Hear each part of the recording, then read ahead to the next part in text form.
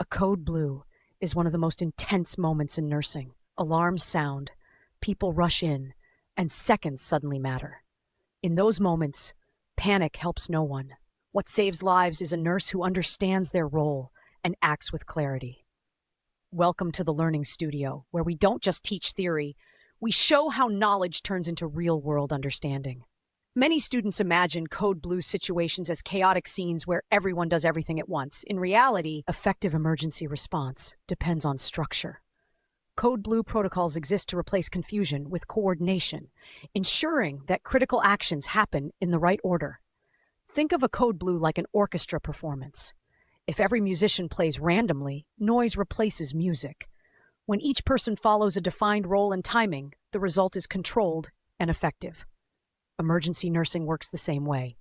Every team member has a role, and those roles create order in crisis. At the bedside, the first nurse to recognize cardiac or respiratory arrest initiates the response.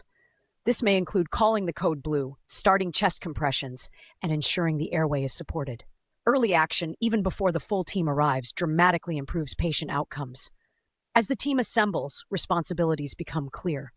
One nurse manages chest compressions.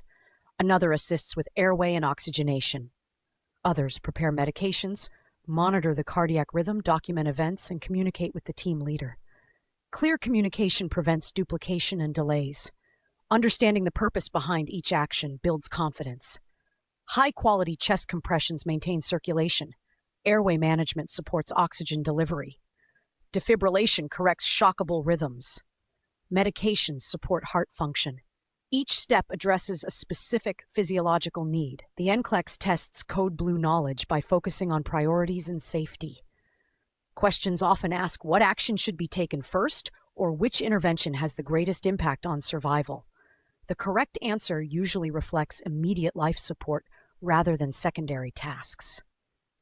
In real clinical practice, nurses do not wait for perfect conditions. They act based on training and protocol. Even when outcomes are uncertain, timely and coordinated response offers the best chance for recovery. After the emergency, nurses continue to play a critical role. Post-resuscitation care, monitoring, documentation, and emotional support for families all fall within nursing responsibilities. Emergency care does not end when the pulse returns. Now that you understand how code blue protocols guide nurses through high-pressure situations, the next step is learning how nurses manage ongoing patient stability after emergencies. That transition from crisis to recovery is just as important, and that's exactly where we'll go next here at the Learning Studio.